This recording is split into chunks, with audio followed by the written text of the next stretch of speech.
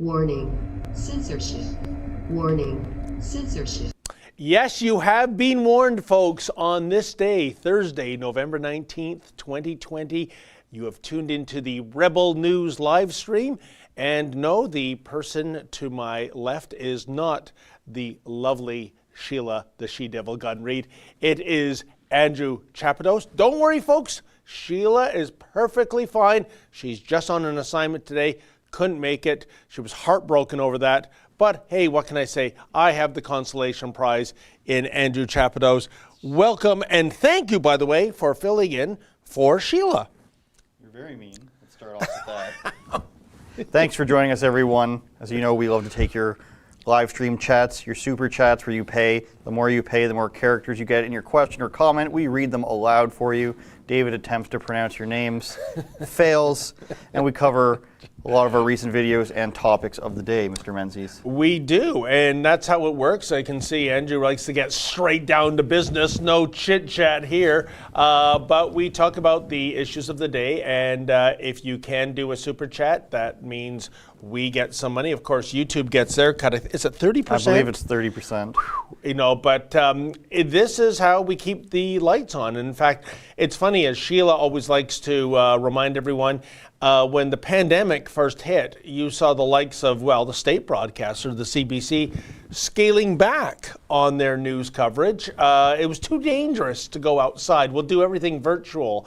By the way, that must have been a great cost savings to them, but did the federal coffers receive any money back? No, never works that way. It's always a one-way street. And In fact, meanwhile, they got more money. Pardon me? In fact, they got more money. I didn't know that. To make up for the losing of the Olympics revenue. So they yes. they forwarded that money to this year. Surely they'll pay it back when they get the Olympic revenue. You know, I have, not to go off on a tangerine here, but I have an incredible problem with the CBC using tax dollars to bid, and these things don't come cheap, things like the World Cup of Soccer, the Olympic Games. And also, you got to think, Andrew, if you were a, you know, not that they're friendly to us, but if you were a private broadcaster, if you were a CTV, a global, think of the unlevel playing field. They are paying tax dollars to have the state broadcaster be so funded up that they can outbid them for these plum kind of broadcast properties. It doesn't seem right to me. Yet they wouldn't pay for the Hockey Night in Canada theme. Interesting. Yeah, of course. Well, that doesn't make them as much money. Yeah, but I what can I say, folks? I think I stopped watching Hockey Night in Canada in November 2019 because, like so many other millions of Canadians, when you cancel culture Don Cherry, the man responsible for the most watched 8 minutes of TV every night, basically for speaking the truth, and then you replace it. I didn't stop right then because I wanted to see what they were going to put in its place. Oh my goodness. Hockey Night in Canada is just now, it's completely woke, isn't it, Andrew? It's about systemic problems and racism, and they've really done a 180 from what it used to be. And I just want to see the hockey game. Can't we have that? Played on a lot of sport teams. Race never came up in the locker room. Surprise, surprise. And then right after they fired Don Cherry, they followed up the next week with all white guys. So it's not like they were even following their own advice. And then you're right. It turned into how can we ask people who aren't involved with hockey directly to be more woke. And then, correct me if I'm wrong, but if you had finished the rest of the year watching, would that not have made 100 straight years you watched Hockey in Canada? Yeah, that's right. I am a century. Sorry, David. But folks, you know, speaking of cancel culture, I see on our sheet a very interesting story. There is a website called Treehouse. It's a conservative blog, essentially, just in case you are in Andrew's camp and you went, what? Treehouse has been canceled? Where am I going to watch My Little Pony and Blue's Clues and The Wiggles? And please don't ask me. Don't bring Blue's Clues into this, okay? It's a harmless person. He just wanted to help the dog solve mysteries. Unbelievable, David. And please don't ask me how I know the programming regimen of Treehouse TV. But we're not talking about that Treehouse. We're talking about the conservative Treehouse, WordPress. has deplatformed the blog. Now, here's the thing, folks. The obvious question is, why? Well, it's an excellent question because it has gone unanswered. Like so many other tech giants, the likes of Facebook and YouTube and Twitter, etc., once they kick you off, Andrew, and you know this, they usually give you some innocuous statement, such as it's for violating the terms and agreements of the community. And then you drill down deeper and go, well, what did I say? And they still haven't said anything. And Treehouse said in a statement that they've gone through all their content, all their recent blogs, and they can't find hate speech. They can't find abusive speech. They can't find anything pornographic or any kind of violent content. So what is it? Is it just for having a conservative viewpoint? I mean, I find this really distressing, Andrew, that just for having a viewpoint that is not part of the Biden-Harris narrative, you are persona or website non grata, and off you go. And this is in the land of the First Amendment. I mean, that's probably why they'll be able to fight this. But according to CNN, Trumpism is akin to the crystal knocked. I don't know if you saw that one. But they're the ones that are clearly burning books and silencing people. It happens with a lot of things like Patreon even. Basically, they have nothing to do with the content. It's just a place for people to pay. You can post your stuff on there. I have one, by the way. But then they just ban people that they don't like. So I have a feeling that it's just more and more people are getting into these spaces, into these tech spaces. They form their little workplace cabal. Yep. And they decide, we don't want these people, so let's just come up with an excuse because no platform for fascists, David. Well, you know, and the irony here is profound because when the likes of Facebook and Twitter started, there was this reach out to content providers. Please come on board. And by the way, this is a complete democracy. Whatever you say, that's fine. We don't play favorites here. And we want to post your content. And over the years, they've become giant, Silicon Valley tech giants, Andrew. And suddenly they're in the catbird seat where they're going, you, that's okay. You, I don't like, be gone. And I just think it's egregious. And it is, and I think, Andrew, as we move, whoever's in the White House, but as we move into this new decade, I think one of the biggest issues, one of the biggest debates is who gets to control free speech in the cyber public square. And right now, with what we've seen in terms of the deplatforming, the censoring, I mean, for goodness sakes, look what we had to play before this very live stream. We don't want to do that. We're mandated to do that because we don't want to be kicked off ourselves. I think this is a debate for the ages that's going to happen in the years ahead. Well, you have to hope that the free market starts accelerating, I guess, in terms of places like Parler, which we are on. Rebel News is on Parler. Shout out social media guy Yankee, who surely wants us to mention that. But then how is Yankee? He's still in Montreal. He's still Jewish. He still likes guns. Okay. I believe that covers it all. And then you have to hope that BitChute and, I don't know, many other streaming or viewing platforms out there, you have to hope that they catch up so that all of a sudden the competition is there where they have to start lowering their threshold for who they can allow on there. That's the only way it's going to happen. There's been talk, of course, about Facebook being broken up and Google being broken up into YouTube and their search and all the other denominations that they have. But every time they have a congressional hearing, let's say, like they had last week, where Mark Zuckerberg, or was it earlier this week? Might have been Monday. Zuckerberg and Dorsey go on, and then Ted Cruz gets his great clips in there. Nothing really ever seems to happen. The Section 230 still stands. They still violate it constantly by editorializing and acting as a publisher, and nothing seems to happen. That's one of the failures of the Trump campaign, is doing something like that. And there's a space for politicians that talk a big game and don't end up doing anything. Ted Cruz does some things, but he doesn't do much on that. There is another guy who is really hot on YouTube. I'm forgetting his name. But people fall into that category, like Pierre Poilievre. You started a petition. You're in the government. You got to do more than that. So if people are going to complain about this, if politicians are going to complain about this, something has to be done. Trey Gowdy was the name I was thinking of. Oh, right. A guy who was really popular. Yep. He had Ben Shapiro-style takedowns on YouTube. Yep. Didn't really do anything. And, and that is one of the fundamental questions. You mentioned the word publisher. Andrew, we have to define what these entities are. Are you a publisher or are you an aggregate? Are you merely a conduit? And what I'm getting at, folks, is that when you pick up the phone and you make a phone call to a friend and you start talking, you don't have the operator at Bell go, oh, you know what, I don't like where this discussion's going. This call is now terminated.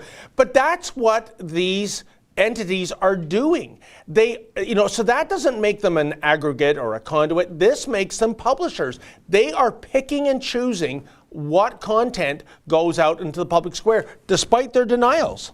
Well, nothing's more clear than the way they aggregate news feeds.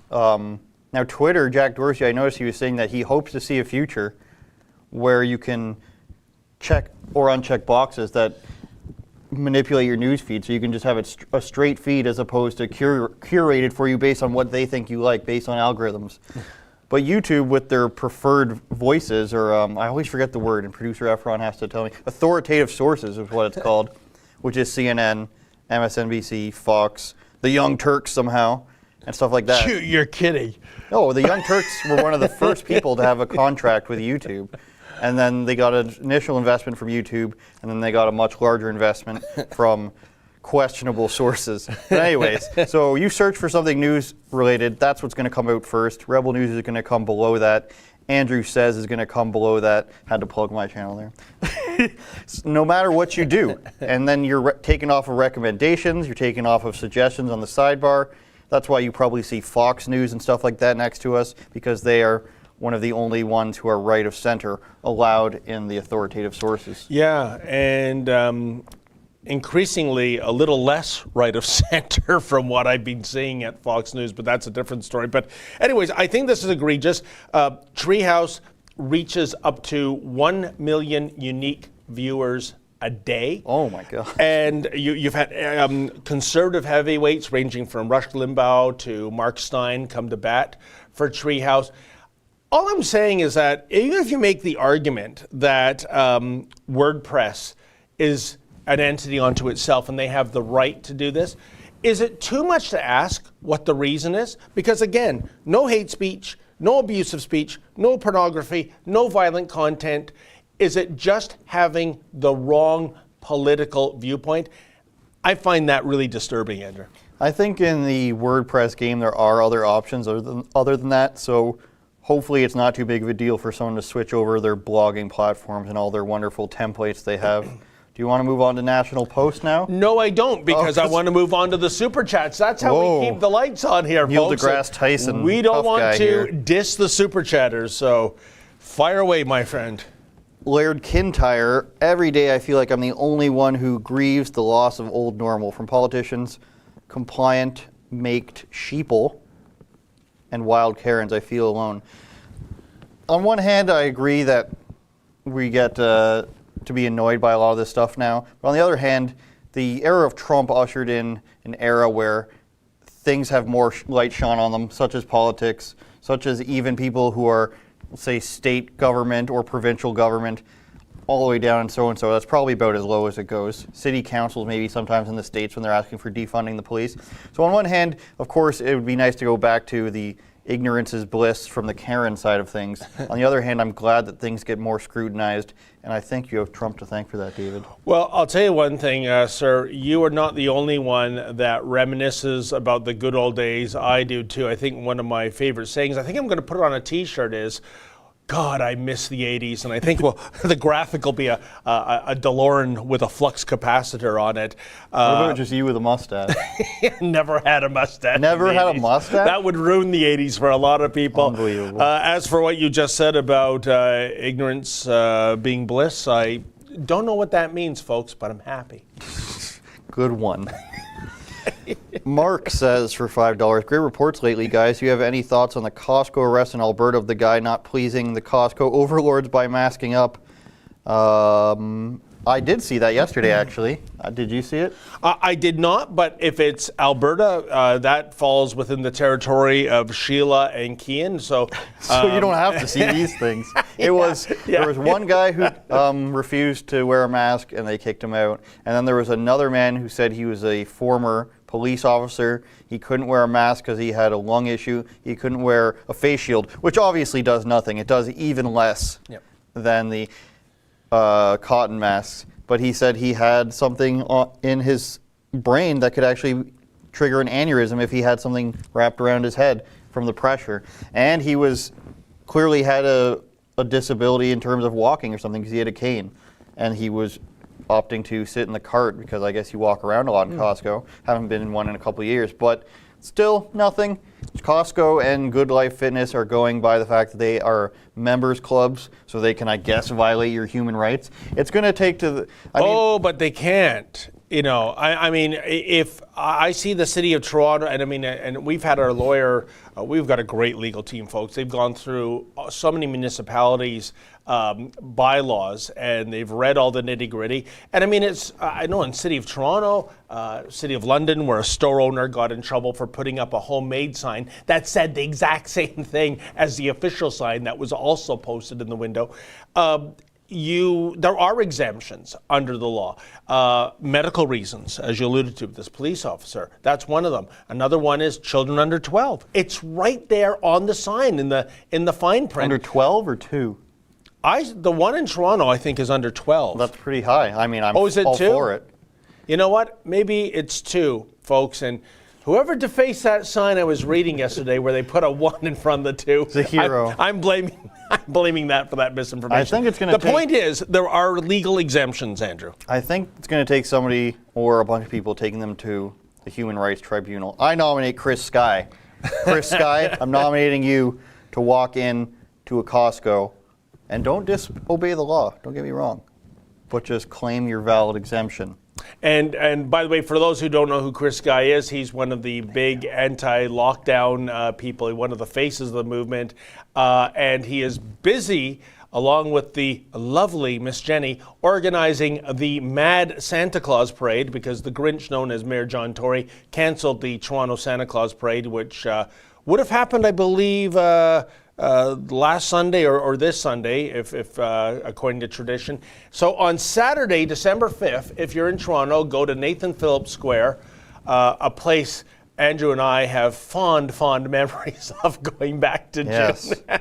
Very fond. And that is evidently going to be where the Mad Santa Claus Parade floats congregate. I'm looking forward to that, not because... I think I'm beyond my years where I look forward to the Santa Claus Parade. I just want to see if there's going to be a showdown, Andrew, in terms of the police and the Mad Santa people. People fighting with giant candy cans. I'm looking forward. Great. I'm looking forward to be able to wear an elf hat and report on something. Is what I would like to do. Mac WN. That can be arranged. I have one. Don't worry. Mac WN, $5 with no message. Thank you. Viking Insane. Authoritarianism is on the way for everyone. It always is. It's just a matter of stopping it. He gives another $2. Twitter stock will crash if Trump moves to Parler. A lot of networks might crash if Trump starts his own network, which is what people are saying. Wow. But they said that in 2016 that he was going to lose and it was just a ruse to start his own network. And then another one from the same guy. You want to hear a joke? Doug Ford. I think we're calling him... No, I won't insult Doug Ford. His daughters are very nice. Shout out to his daughters. Yeah. I won't try to remember them. Krista and Kayla. Because somebody went after them the other day based on an Instagram story. Like, how sad are your writers that you're going after politicians' daughters who aren't in the political game? It's not Hunter Biden. She's not getting alleged money from China and Russia, but an Instagram story, and it was a poll. Like, it was the worst. Like, get new writers like Blog TO and Six Bugs and whoever you are. Well, welcome to the world we're in right now, Andrew, where the mantra is diversity is our strength. Yet when it comes to diversity up here, a difference of opinion, a difference of political ideology. That kind of diversity is not strength. That is diversity to be snuffed out. MacWM gives $20. Antifa hides behind Omar's Muslimness. Assigns all Muslims instead of Antifa.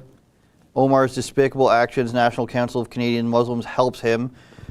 Omar is a woman, I think. Or are you talking about Omar Khadr? Is rebel still fighting for freedom? See Global. So a lot of stuff in there. I assumed it was going to be Ilhan Omar, which is a she. But it could, because that's Antifa, but I don't believe Antifa has anything to do officially with Islam. I mean, I'm sure they're pro-Islam, but they're pro anything that's like not freedom-based. So I'm not sure what that means. If you'd like to clarify, you go right ahead, but last names or first names, depending on which Omar we're talking about. Yeah, it almost sounds like a pitch for a game show. Name that Omar. Trinoculus P. $5. Trudeau spilling the beans about the Great Reset. I'm still laughing. Yeah, that stuff was a conspiracy 6 months ago, along with the 2030 plan, along with a lot of other stuff. And now it's just straight out there. Build Back Better is the other one. You got Boris Johnson. Yep. You got Trudeau. You got Bo Jiden. You've got the UN. And apparently, my friend was telling me that Shinzo Abe of Japan mentioned this a few years ago as well. So it just so happens we're all following the same thing, you guys. Nothing to see here. No such thing as globalization. That's racist. Andrew, can you imagine how tone deaf this prime minister is? Thousands of people have died thanks to the Wuhan virus. Bankruptcies are happening every day. Hundreds of thousands of people, if not millions around the world, trillions of dollars of damage. So much carnage in terms of the human toll and the economic toll. And this prime minister looks at this catastrophe, and says, hey, here's the silver lining. It's time for a reset. And this is the perfect time in which to do it. It is appalling. I can't believe anyone, much less a prime minister, would look upon this virus, this pandemic we're in, and think along those lines. It's gotten to the point where it's either you have to be not good at your job or you're doing this on purpose, which is what I say about a lot of the news networks. And I was shocked to see, I think it's real, the image that says you will own nothing and you will love it in terms of the 2030 plan. Oh, it's just going to... See, devil's advocate would say that, oh, they're just talking about like ride sharing where you don't actually own a car, or you're sharing your Netflix. You already do that as well. But the reality is that you will own nothing, and then the elitists own everything. And I see that a lot now. I watch videos, and ironically, it was on Steve-O from Jackass. He's got a very popular YouTube channel where he was just in a super fancy place, and they've got the butler helping him, and they've got all this nice stuff. And it dawned on me, the only places where people are allowed to go to right now are places that are really expensive, where there's nobody there, so it's COVID-friendly. Yep. And only famous people or rich people are going to these places. Is that going to be the new thing? Only you're going to have to be an elite to go to a restaurant? And Andrew, don't forget, only the elites get to break the rules. I don't know if you saw that recent photo of Gavin Newsom, the governor of California. He's a fun guy, that Gavin Newsom. Yeah, no mask, no social distancing, crammed in with a whole bunch of people at a dining room table. Oops, how did that happen? He's just, he was like, oh, sometimes we met. He's like, we can go back and forth. Can we find that clip, Justin? Gavin Newsom talking about breaking his own COVID restrictions. And remember, this is the guy. You can find it on Tucker Carlson last night. Yeah, and this is the guy, this is the governor, folks, who was advocating, and probably still is advocating, that when you do go to a restaurant or a snack bar or wherever, have your mask on, put the mask down when you have to bite your hot dog, then put the mask back up, mask down for another bite. What an incredibly ludicrous idea. No wonder John Tory endorses that and has suggested this. At first they said it was outdoor and proper precautions. Yeah. Of course, until the photos came out, there's like... That's right, I forgot. A bunch of people sitting around a table, many of them medical lobbyists. So I believe a couple of them were in charges of large swaths of, maybe it's a doctors' union, but they're in charge of thousands. They represent thousands of doctors, and they're breaking their own rules, having a good old time at, I think, one of the most expensive restaurants. You want to play that, Justin? That a few weeks ago, I was asked to go to a friend's 50th birthday. My wife and I, a friend that I've known for almost 20 years, and and a friend that had, put a lot of time and energy into his 50th birthday. It was in Napa, which was in the orange status, relatively loose compared to some other counties. It was to be an outdoor restaurant, and we started the program started at 4 o'clock. It was one of those early reservations. I got there a little bit late at 4:30, and as soon as I sat down at the larger table, I realized it was a little larger group than I had anticipated. And I made a bad mistake. Instead of sitting down, I should have stood up and walked back, got in my car, and drove back to my house. Instead, I chose to sit there with my wife and a number of other couples that were outside the household. And you can quibble about the guidelines, et cetera, but the spirit of what I'm preaching all the time was contradicted, and I got to own that. And so I want to apologize to you because I need to preach and practice, not just preach and not practice. And I've done my best to do that. We're all human. We all fall short sometimes. We've been out, and I think for 3 times since, in fact, I know it's been 3 times because I remember all of those dinners very, very vividly since February, just 3 times. Twice with my wife, by myself, outdoors, and then this one occasion with a larger group. And there were just a few extra people there than the spirit of what I am promoting. And so if we're going to minimize mixing, you got to own up to that. So I just want folks to know that. Paid for our dinner, and we had an early dinner, but didn't matter. I shouldn't have been there. I should have turned back around. And so when that happens, you pay the price, but you also own the mistake, and you don't ever make it again. And you have my word on that. Okay, so he's sorry. Good on him for apologizing. He says he should have turned around and gone away. He At his own party. But here's the problem I have. It was that almost the last statement, Andrew. You got to pay the price. Did anyone see a bylaw officer hand to Governor Newsom a ticket? Like all the people that are getting tickets around the world from the authorities. The reason why we have websites like Fight the Fines and I Will Open, so that we'll go to bat for these legal fees. Pay the price. What price did he pay?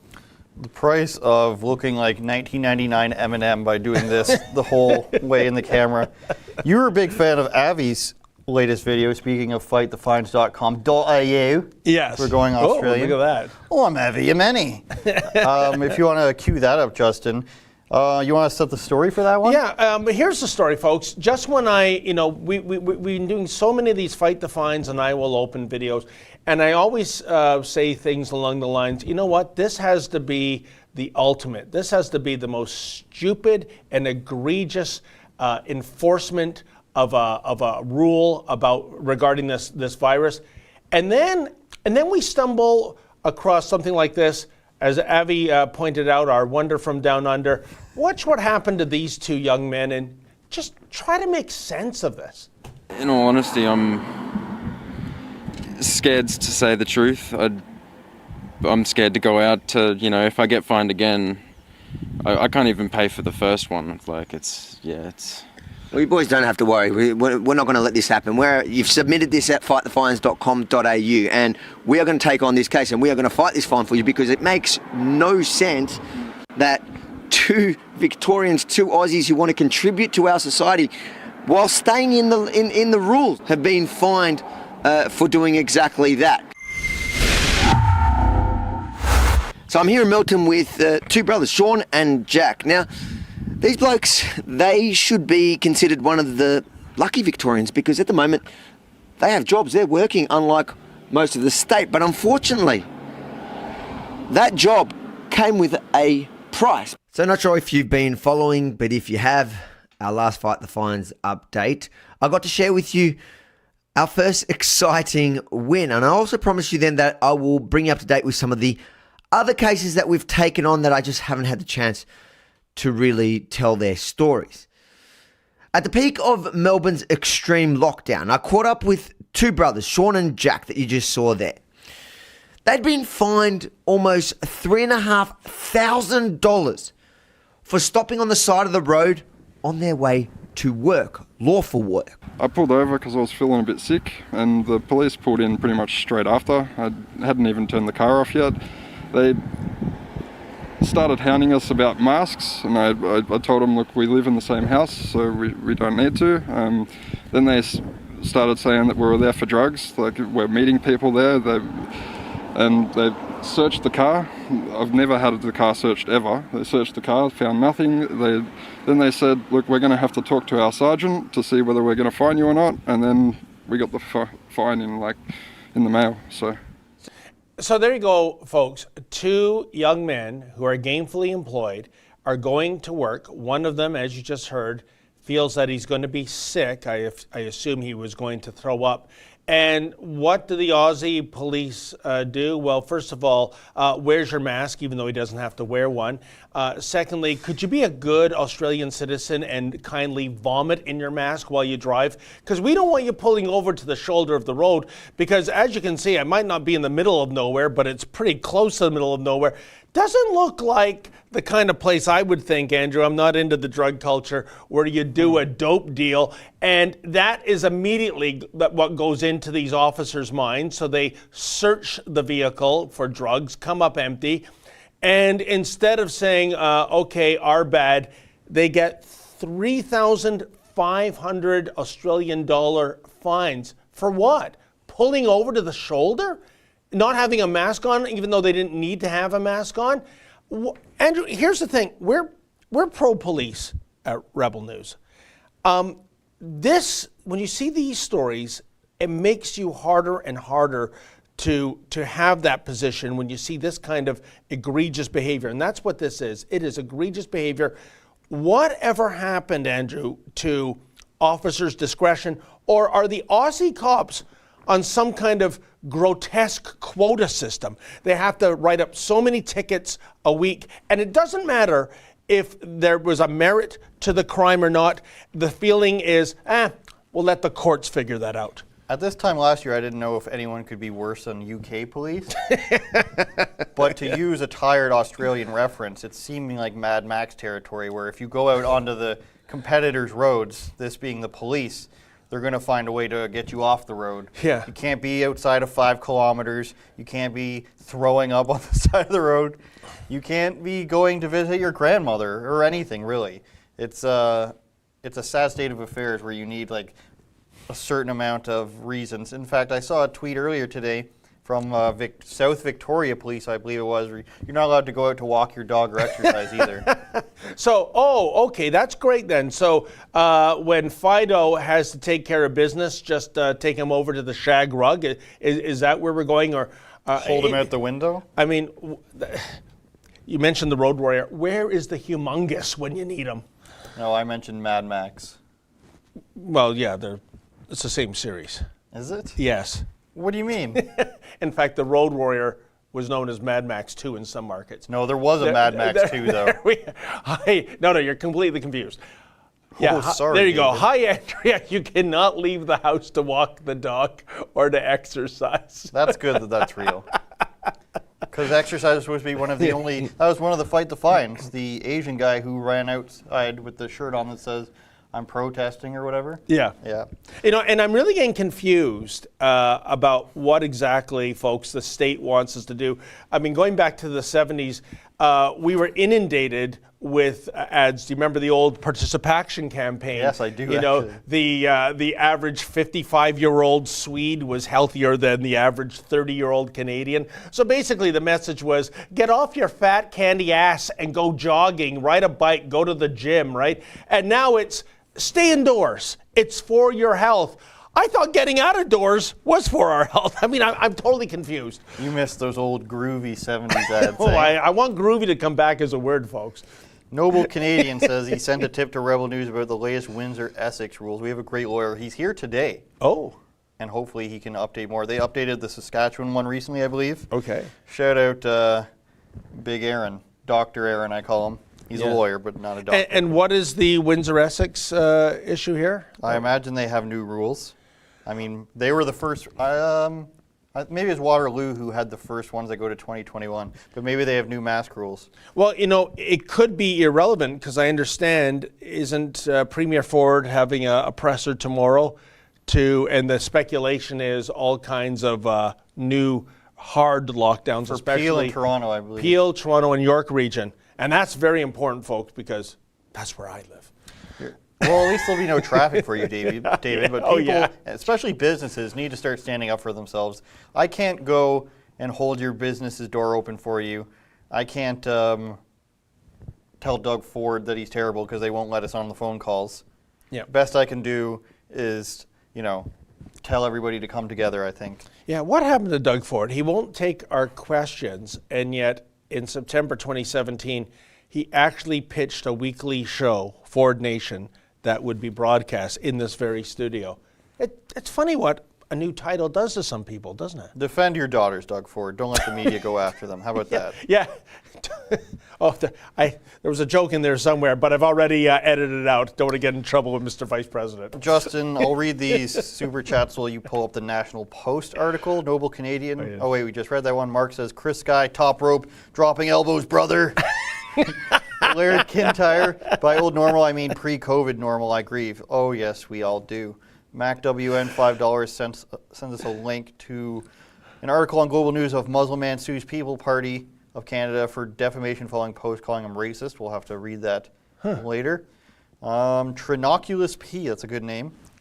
WEF, where billionaires tell millionaires how the rest of us will own nothing and be happy. The billionaires and the trillionaires and the 1% of the 1%. It's Bernie Sanders. You might be too young to know who that is. Oh, come on, man. Alberta's You is $5 with no message. Thank you. Norma Mimosa, another good name. Forget publisher that hasn't stopped mainstream media publishers. New legislation to make them pure platforms. Now, I'm not sure I agree with that. Maybe we do need more stuff, but that would probably screw over people who are actually following the rules, like MySpace, David. Oh, MySpace. And Napster. No, Napster did not follow the rules. Kane Edmark, what do you guys think? What do you guys think of what this losses Clifton Rumsey, October 15, 2020, attack his own car with Okay, I know what he's talking about. There was a guy that destroyed his own car with swastikas, said vote Trump and everything. I forget which state it is in, but he recently got caught. One of the many fake hate crimes. Oh, so this was like a false flag kind of deal. Black guy who destroyed his car, swastikas, vote Trump, N-words all over it. Turns out he did it himself. I'm not sure why. The social clout, maybe. Maybe you could start a GoFundMe. GoFundMe is another one of those wonderful places that kicks people off of there for no reason. Did people not learn anything from, what was his name? Jesse Smollett? Yes, yeah. Juicy A. He still maintains he's innocent. Of course he does. It was only minus 30. Yeah. He was just out to get a sub, as you will do at 2 in the morning. And in the dead of night, there's a pickup truck with some good old boys wearing Trump hats and a... Get him! It's just a terrible story. Nobody. Chicago. And then when the cops show up, he's wearing the noose around his neck. Like if somebody makes a hate crime against you, you're not just gonna you'll be disgusted and hurt and so many things. You're not just gonna be like, let me leave it on for the cops to see. It'd be I don't even want to relate to what it could be. Can we pull up that article now, Justin? And the cherry on the sundae, folks, not that I'm advocating you do anything illicit or illegal, but if you are hiring a couple of stooges, pay in cash. Don't write them a personal check. Well, at least they told on him. Rebel News employee loses court bid to halt quarantine order after covering Michigan. Let's go down to the first paragraph there, Justin, where they call us far right.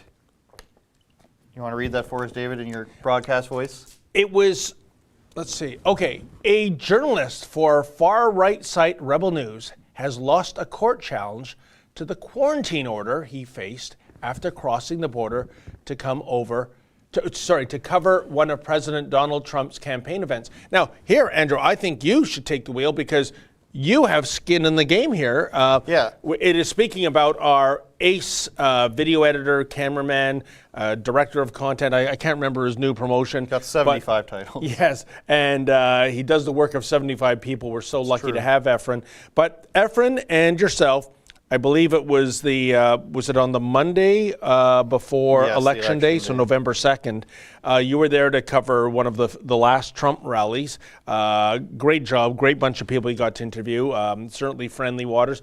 And we thought, correct me if I'm wrong, that there was an exemption for journalists in terms of coming back here and not having the quarantine. Well, lo and behold, you and Efren were at home for 14 days. Well, first of all, terrible writing. Efron's not a journalist, so they call him a journalist in one part, and then content editor or whatever the other title they gave him, a head of video, a few paragraphs down. So maybe reread your article, edit it a bit. And here's how I know he's a terrible writer that didn't do any research. If you just watched our video from there, there's a guy holding a microphone, interviewing people, and then maybe your story could have been this actual person, not just the producer, had to quarantine. Maybe they were. Did he have to quarantine? What did he have to do? Was he part of the lawsuit? But no, you're that bad of a writer that you just went with that because they were so hurt about our cancel the Post website that they're just trying to get back at us. So sad, low blow. And the overarching story here, David, is which I'll expand on in a future video, is that only some journalists get to skip the quarantine. So maybe if you're CBC going to Washington, you get to skip it. But CBC had the border services come up with statistics for them to calculate how many people. 80% of people don't have to go to quarantine. So how often does that talk about? They talk about how important it is to quarantine. But over 5 million instances, not people, because I imagine many people do it, truckers, for example, and they should have an exemption. But over 5 million instances, 80% of them, that's like 4 million people, don't have to quarantine, or 4 million instances don't have to quarantine. So unless you're, CBC calling Trump garbage, then you don't have to quarantine. Yeah. But poor Andrew and poor Efron, we're not cool enough, I guess, David. And then the National Post comes after us in a terrible job, with a terribly written article, a guy who nobody knows. He's jealous that we get better view counts than them. They're better that we can get people to cancel for them because they try to keep us out of a legislator. Who is Keean Bexte and Sheila Gunn-Reid ever hurt? Nobody. They just want to go there and report and ask actual questions. But no, they're so hurt that they write a little whiny article and then get a bunch of stuff wrong, forgetting that actually somebody who was on camera was there. Yeah, it is amazing. CBC, they're doing the work of God. They're pristine, therefore they get a free pass. We being right of center, you and Efren are obviously the 2020 version of Typhoid Mary. But the second thing is what made me joyful about that article, folks, is that, and I don't know if things have changed. When I read it, I believe it was Monday, and it was the comment section. Ah, yes. And it was almost, I think, it might have been 100%. They were on our side. They were pro-rebel and knocking the National Post. There was someone made mention of being a rebel subscriber, I believe, Andrew, and saying something to the words of the fact that I wouldn't pay a nickel for the National Post. Why would you? I mean, good on the Post for publishing all that. And and by the way, folks, no, it wasn't the rebel staff, writing in comments. We don't need to do that. But it was so wonderful to see that this drive-by smear was being recognized for what it was by the readership. It also means that there's a leak in the court system there. Oh, hey, guy from National Post that nobody knows. Did you see that Rebel News? Efron, and here's his full legal name that we have to give out. He's got like 4 names. He's like a Brazilian soccer player, that Efron. And by the way, folks, this is, when I was purely freelance from 1994 on, and the Post launched in October 1998, I believe, and I did a ton of work on a freelance basis for the National Post to paraphrase the old General Motors advertising tagline, this ain't your father's Oldsmobile, this ain't your father's National Post. It is now overrun, as far as I can tell, by millennial woke lefty journalists, so much so, and I say this with, and this is not telling tales out of school, it was a scandal, I thought, that they signed a petition for their very best talent, Rex Murphy. Remember that? Yes. Because they didn't like the idea that Rex Murphy didn't think that Canada was systemically racist. And so all these woke national, and remember, this is supposed to be the right of center newspaper. At least that's what it was when Conrad Black launched it in 1998.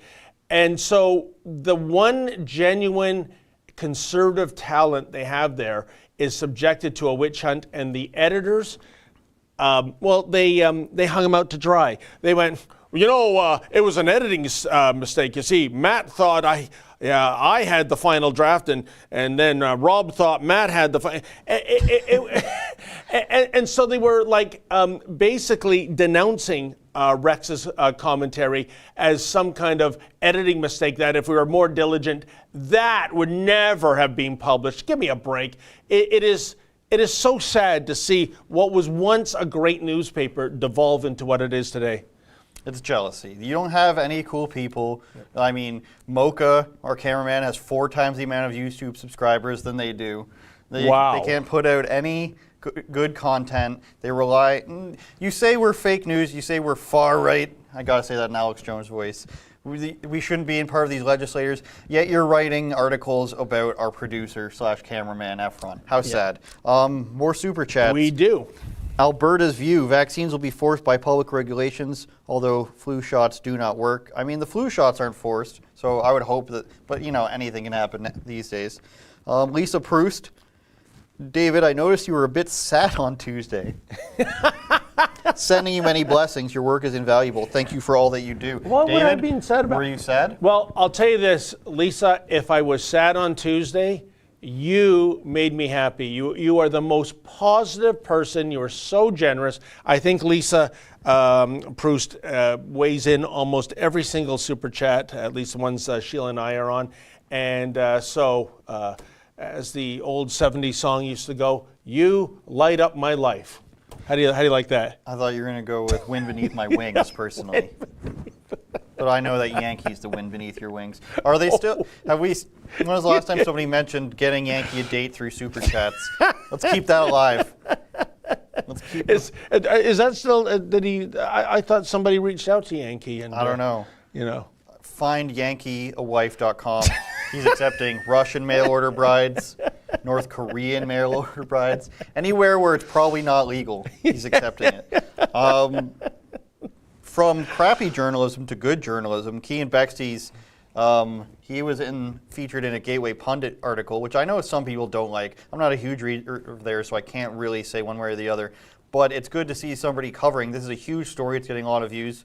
Cian and the aforementioned Mocha, they went on down to a building. There were Dominion Voting just happened to be sharing the floor with a George Soros-backed organization, which is always good. There's Cian in his mask, looking at mailboxes, which he does in his spare time, I'm sure. But no, that was the mailboxes in the building. Laugh track, David. Ha ha ha. Oh no! If you haven't seen that video, folks, it is absolutely fantastic. It's just old-fashioned gumshoe journalism going down on the site. Right away, some red flags. The fact that Dominion had its name removed from the what do you call that? The directory. Yeah, the placards that they had. Yeah, fancy. They're not removed. They're still there. They're still on the 3rd floor. So why would they remove their name? Also, hiring a police officer, not a mall cop, to patrol the building. So that's kind of a red flag. Nobody would come out to speak, of course. And I just find that, despite, I think in their company slogan, they talk about that they're transparent. They're about as transparent as a block of black marble, folks. They are. It's almost like the Joe Biden election campaign. They're hiding in the basement. So Cian was really onto something there. I think there is so much fodder here, Andrew, for the the states that have the Dominion voting system, which I think is 30 states, to To all the do, swing states, at the very least. Oh, absolutely. And when you look at some of the other states that Dominion went to, like Texas, they said get out of Dodge quick. Well, this is not a dog. This is a dead dog with fleas. If you're following this, Sidney Powell, one of Trump's lawyers, she's saying that they have an affidavit, which is a sworn statement under oath, of a high-level military personnel who said that they were there when they designed the programming for this, and it was designed for Maduro to win. And literally what it appears to be, allegedly, in the U.S. election, where Trump's leading, and all of a sudden, in the middle of the night, they gain just enough votes out of nowhere. That's the strategy that this person alleges was used in the Maduro campaign to make sure he wins. And you know what's incredible too, Andrew, is that Dominion is a Canadian company based here in Toronto, and yet Elections Canada does not use their technology or their machines. Well, they used it, somebody used it in New Brunswick, I think it was. And then the Conservative Party, I believe, used it. Dun, dun, dun. Allegedly. Infowars.com made this claim, not me. No, so I mean, so why is there resistance in its home country and yet 30 states are embracing it? I think this. Who knows? Well, they're all allegations right now. Nothing's been proven, but I'm telling you this much: let's not rush this. Going back to 2000 with Al Gore and Bush, that went 37 days. And the same people now that are saying, hey, Trump, get the hell out of the White House and don't let the door hit you on the butt. Those people in 2000 were going, oh, democracy, it's very important. In 2016, he couldn't possibly have won. We can't rush this. We cannot rush this, right? There was a recount in 2016. They just gave it up after they made $7 million, the Green Party. So, it's not like this didn't happen 4 years ago. And they didn't accept the election anyways. Hillary Clinton never accepted it. Stacey Abrams didn't accept her loss. Hillary Clinton said a month ago, Joe Biden should not accept defeat for any reason possible on election Should night. not concede. That's right, yeah. And she wouldn't even go out and concede herself. She sent out creepy John Podesta, the email lord.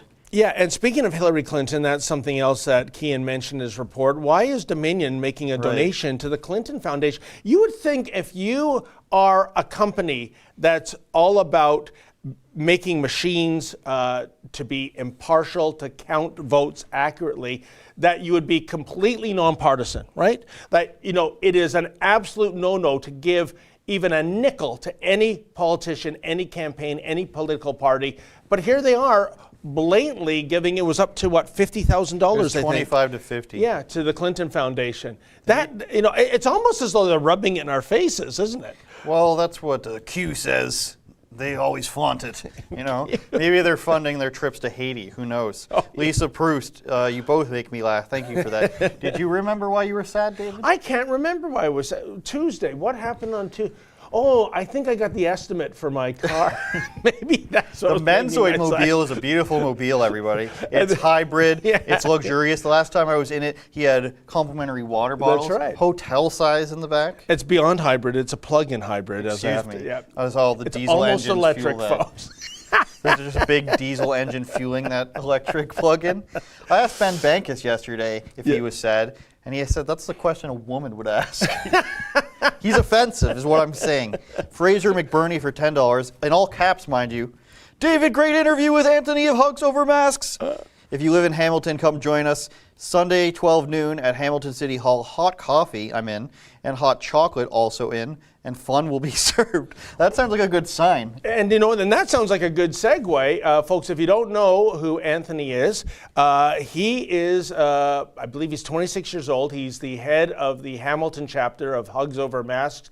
And on November 8th, he put on a demonstration, and that included a march to the cop shop in Hamilton. Oh, and the police had a little surprise for Anthony. Check it out. Warning, censorship. Warning, censorship. Warning, censorship. they actually did call me a week in advance and did tell me not to throw the event. And I simply replied, I am practicing my charter rights. And again, it is very important that we practice these rights because if we don't practice them, they're just going to gobble them up, right? Like, it's just very difficult. I stand for peace and I stand for freedom, and I'm going to do what it takes, and I'm not going to back down to this tyrannical government, to these unlawful laws. I'm not going to back down.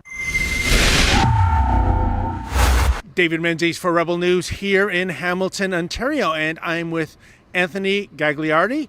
He is the head of the Hamilton chapter of Hugs Over Masks. And, a week ago, Anthony was part of a political demonstration. The Hugs Over Masks group had a march to here, Hamilton Police Headquarters. And wow, did Anthony ever get a ticket for the ages? Just will you hear this story, folks?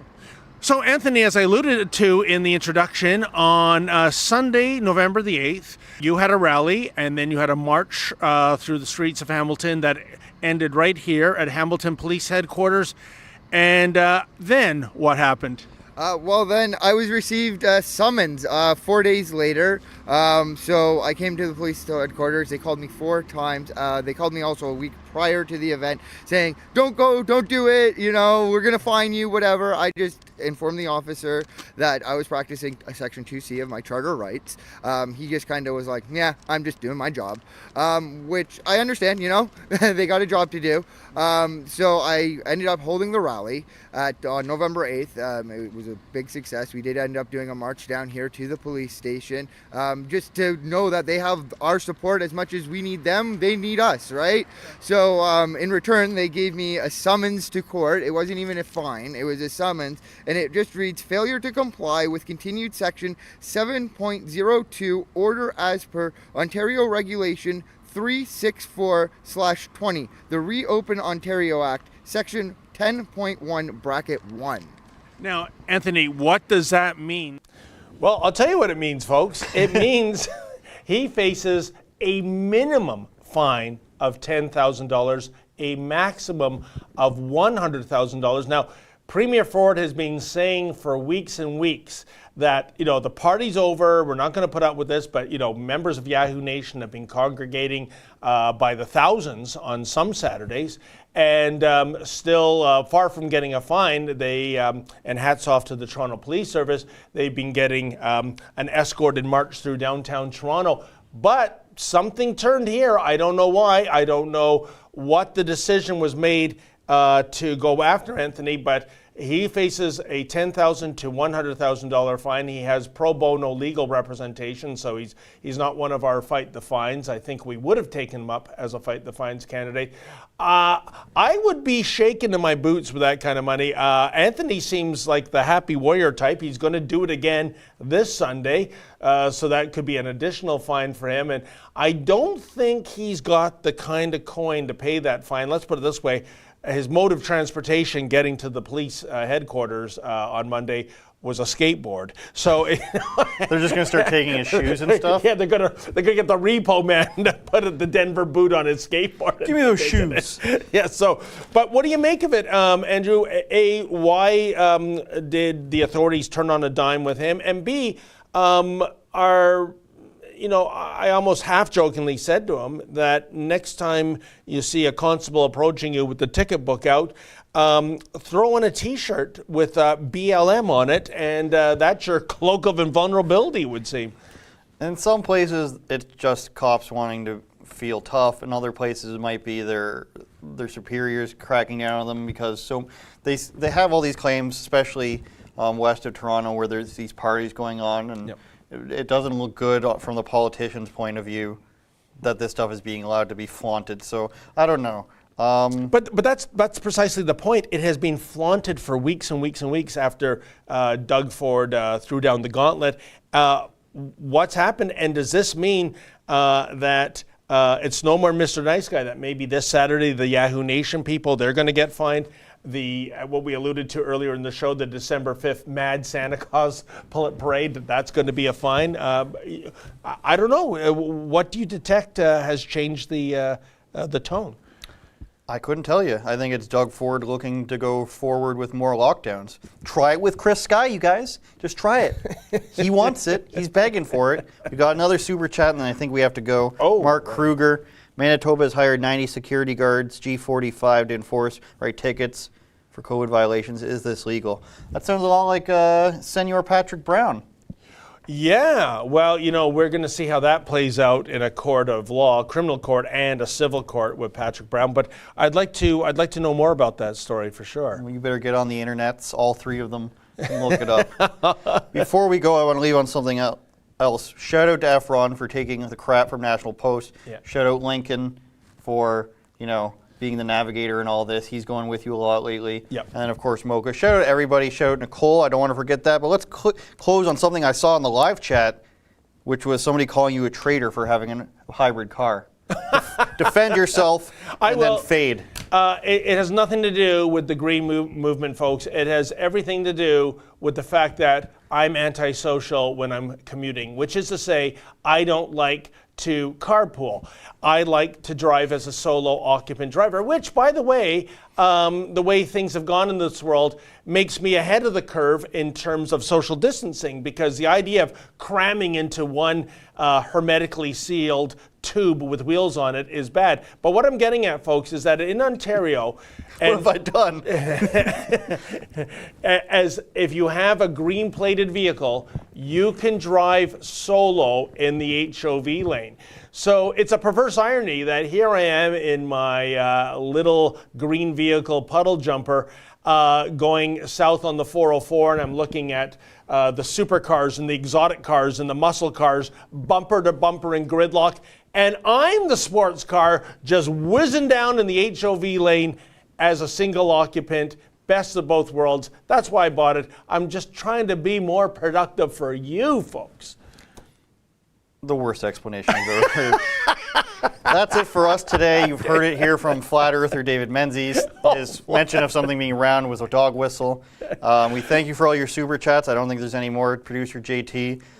Shout out Sheila because she couldn't be here today. Thanks for letting me fill in for you guys. Thank you for all your comments in the live chat as well. We appreciate you guys. We got more videos coming out today. We've got more of me screwing with the National Post. And we've got more Fight the Fines from Australia coming. If you're wondering why you missed those Avi videos, it's because they're uploaded in Australia time, which is like 4 in the morning or something. So if you're up that late pondering about David Menzies and what he just said, check out the Avi video. Anything else, David? Just my usual sign off, folks. Stay sane.